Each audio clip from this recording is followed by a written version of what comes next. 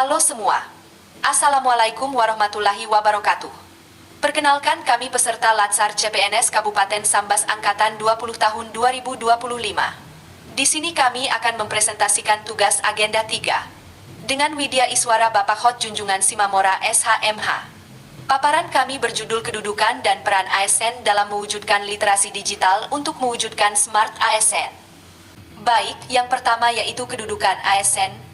ASN terdiri atas PNS dan P3K, di mana pegawai ASN berkedudukan sebagai aparatur negara yang menjalankan kebijakan yang ditetapkan oleh pimpinan instansi pemerintah, serta harus bebas dari pengaruh dan intervensi semua golongan dan partai politik. Selanjutnya, peran ASN, yaitu melaksanakan setiap kebijakan yang telah ditetapkan oleh pejabat pemerintah sesuai dengan peraturan perundang-undangan. Contohnya seperti taat membayar pajak. Selain itu, peran ASN yaitu sebagai pelayan publik. ASN ada untuk melayani, bukan untuk dilayani. Pelayanan yang diberikan harus berorientasi pada kepuasan masyarakat, cepat, tepat, dan mudah diakses. Contohnya melayani pembuatan dokumen seperti KTP dan paspor. Peran ASN terakhir yaitu sebagai perekat dan pemersatu bangsa. ASN harus menjunjung tinggi persatuan dan kesatuan Negara Kesatuan Republik Indonesia, NKRI. Bersikap netral dan profesional, serta tidak memihak pada golongan, suku, atau agama tertentu. Contohnya ASN BPBD bekerja sama dengan tim relawan berbagai latar belakang suku, ras, dan agama saat bencana.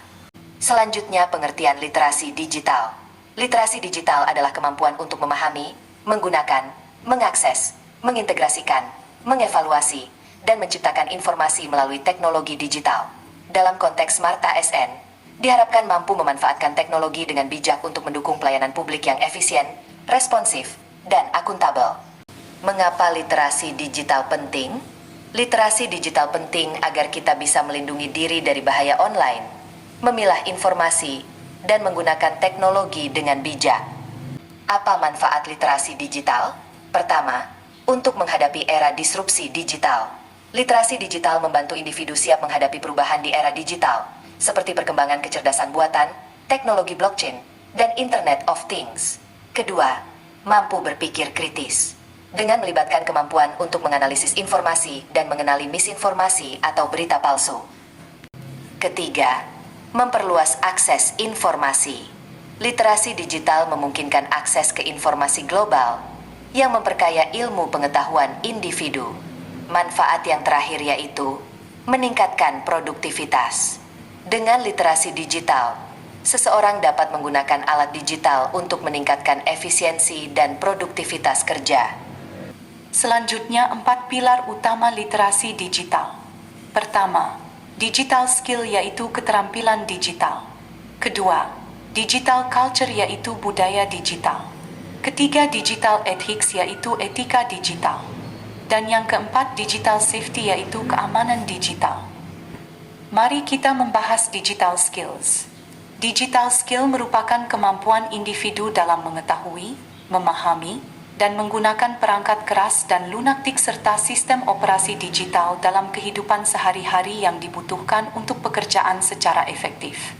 Contohnya saat menggunakan aplikasi kerja seperti aplikasi e-kinerja dan Google Workspace. Digital culture. Digital culture merupakan kemampuan individu dalam membaca, menguraikan, membiasakan, memeriksa, dan membangun wawasan kebangsaan, nilai Pancasila dan Bhinneka Tunggal Ika dalam kehidupan sehari-hari di ruang digital dan digitalisasi kebudayaan melalui pemanfaatan TID. Contohnya menggunakan media digital sebagai sarana untuk mempromosikan nilai-nilai kebangsaan. Selanjutnya, digital ethics.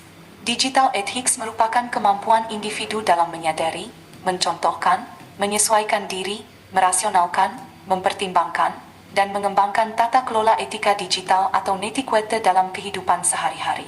Contohnya menggunakan bahasa yang baik saat berkomunikasi di media sosial dan tidak menyebarkan konten negatif. Terakhir, digital safety. Digital safety merupakan kemampuan dalam mengenali, mempolakan, menerapkan, menganalisis, menimbang dan meningkatkan kesadaran perlindungan data pribadi dan keamanan digital dalam kehidupan sehari-hari. Contohnya melindungi data pribadi dan instansi agar tidak disalahgunakan serta menggunakan kata sandi yang kuat. Nah, apa saja tantangan dalam literasi digital? Awalnya konsep kesenjangan digital ini berfokus pada kemampuan memiliki ekonomi dan mengoperasikan perangkat digital, komputer, dan akses internet. Namun, sekarang berkembang menjadi beberapa aspek yaitu akses infrastruktur yang tidak merata, kesenjangan keterampilan digital, keamanan dan privasi data, budaya kerja dan resistensi perubahan, kesenjangan pendidikan, kesenjangan generasi dan ancaman keamanan siber. Lalu bagaimana solusi dalam menghadapi tantangan? 1. Pelatihan yang relevan berbasis aplikasi yang digunakan instansi. 2. Kebijakan dan regulasi yang jelas untuk mendukung budaya digital yang etis dan aman. 3. Penerapan digital mindset dan integrasi dengan kinerja yang mendorong ASN untuk berpikir kritis dalam memanfaatkan teknologi untuk meningkatkan kualitas pelayanan publik. Beberapa lembaga pemerintah yang ikut serta dalam penguatan literasi digital di Indonesia yaitu Kominfo, Kemendikbud, BSSN, Japelidi, Jaringan Peneliti Digital Indonesia, dan Vokasi Universitas Indonesia. Bagaimana implementasi literasi digital dalam kehidupan sehari-hari? 1. Menggunakan media sosial secara bijak dengan tidak menyebarkan hoaks dan menghindari ujaran kebencian. 2. Memfilter informasi yang didapat. 3. Bertransaksi online secara aman saat berbelanja. Selanjutnya, mengimplementasi literasi digital dalam pendidikan. 1. Pembelajaran daring menggunakan platform seperti Google Classroom dan Zoom. 2. Mencari sumber belajar yang kredibel menggunakan jurnal ilmiah. 3. Penggunaan aplikasi produktivitas seperti Microsoft Office, Google Docs, atau Canva untuk tugas dan presentasi. Lalu bagaimana implementasi literasi digital dalam pekerjaan? 1. Komunikasi profesional digital dengan menggunakan email atau aplikasi rapat daring. 2. Pemasaran digital menggunakan media sosial dan platform digital untuk promosi bisnis atau produk. 3. Manajemen data dan keamanan siber dengan menjaga keamanan informasi perusahaan. Terakhir, implementasi literasi digital dalam sosial masyarakat. 1. Partisipasi dalam demokrasi digital dengan ikut serta dalam petisi digital. 2. Pemberdayaan masyarakat melalui teknologi. 3. Meningkatkan kesadaran sosial menyuarakan isu-isu penting melalui kampanye digital. 5. Langkah percepatan transformasi digital. 1. Perluasan akses dan peningkatan infrastruktur digital. 2. Mempersiapkan roadmap transportasi digital di sektor strategis. 3. Percepat integrasi pusat data nasional sebagaimana sudah dibicarakan. 4. Persiapkan kebutuhan SDM talenta digital. 5. Persiapan terkait dengan regulasi, skema-skema pendanaan dan pembiayaan. Selanjutnya, keamanan cyber. Pentingnya keamanan cyber di era digital ini tidak dapat disangkal. Keamanan cyber adalah perlindungan terhadap serangan dan ancaman terhadap sistem komputer dan data digital. Beberapa ancaman cyber. 1. Hacker yaitu orang yang memiliki kemampuan untuk membobol sistem keamanan dan mencuri informasi. 2. Virus dan malware yang dapat merusak sistem dan data pada jaringan. Ketiga, serangan DOS yang dapat mengakibatkan server sasaran menolak permintaan koneksi, membanjiri jaringan, dan menyebabkan kelambatan. Dan yang keempat, tidak memperbarui perangkat lunak menimbulkan risiko keamanan sistem data. Lalu bagaimana teknik keamanan cyber? 1. Menggunakan enkripsi yaitu proses pengkodean data. 2. Melalui token authentication yang digunakan untuk memverifikasi pengguna dalam akses ke sistem. 3. Menggunakan firewall untuk memblokir serangan berbahaya yang masuk melalui internet. 4. Melakukan backup data untuk melindungi data dari serangan kerusakan sistem. Bagaimana melakukan kesadaran akan keamanan cyber? Yaitu dengan pendidikan terus-menerus tentang keamanan cyber, memproteksi dengan sandi dan melakukan pelatihan untuk mendapat sertifikasi cyber security. Selanjutnya, cara melindungi data penting dengan melakukan klasifikasi data berdasarkan tingkat rahasia, membackup dan melakukan recovery data dan memfilter email untuk melindungi dari spam dan serangan virus. Lalu cara untuk kita mengatasi serangan cyber yaitu dengan menginstal software antivirus, menggunakan layanan cloud, mewaspadai email yang dibuat dengan nama palsu, dan selalu memperbarui software secara teratur. Selanjutnya, tentang cyberbullying, yaitu tindakan agresif dari seseorang atau sekelompok orang terhadap orang lain yang lebih lemah, secara fisik maupun mental, dengan menggunakan media digital. Bentuk-bentuk dari cyberbullying yaitu Pertama, doxing yaitu membagikan data personal seseorang ke dunia maya. Kedua, cyberstalking yaitu mengintip seseorang di dunia maya. Yang ketiga yaitu revenge porn yaitu penyebaran foto atau video seseorang. Tips dalam menghadapi cyberbullying yaitu dengan melaporkan postingan komentar di sosial media yang bersangkutan, menghubungi polisi jika perundungan sudah membahayakan. Dan tips terakhir yaitu jangan lupa mengambil bukti perundungan untuk keperluan dalam melapor. Mari kita menonton video berikut. Ini ibuku, ibu yang paling baik sedunia dan juga paling bawel. Tapi itu semua karena ibu sayang sama aku.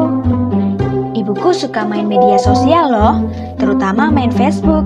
Biasanya sih untuk update status, baca berita, bahkan selfie-selfie. Hingga tiba-tiba ibuku mulai berubah. Contohnya nih, waktu aku mau pamit berangkat sekolah, ibu bilang, "Hati-hati, jangan banyak minum es, nanti bisa sakit jantung." Ibu belanja sayur di depan rumah. Ibu bilang kalau sekarang hati-hati masak telur. Katanya sih, "Bu, hati-hati, telur sekarang banyak yang palsu." Karena aku udah kelas 3, aku harus les. Tapi waktu aku mau berangkat les, ibu ngelarang aku, "Jangan banyak les ya, bisa stres." Yes, aku nggak harus berangkat les deh.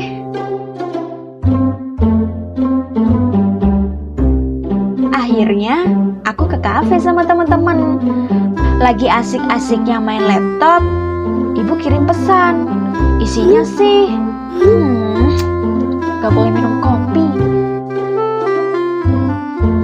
Waktu ibu lagi bungkusin dagangan, aku bikin mie.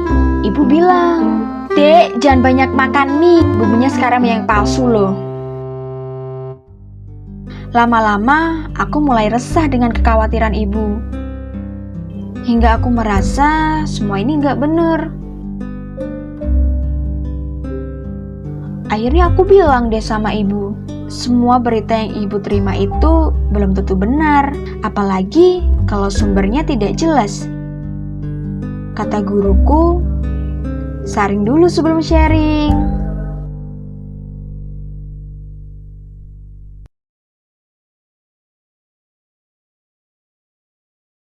Berikut ada quotes tentang literasi digital. Orang yang cerdas digital bukan yang paling cepat update, tetapi yang paling mampu memilah informasi. Ini kami, anggota kelompok 3 Angkatan Latsar 20 Kabupaten Sambas.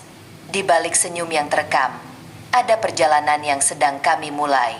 Setiap wajah mewakili latar belakang, ilmu, dan cerita yang berbeda. Namun dalam forum ini, semua disatukan untuk mengabdi kepada negeri sebagai ibadah dengan penuh integritas dan profesional.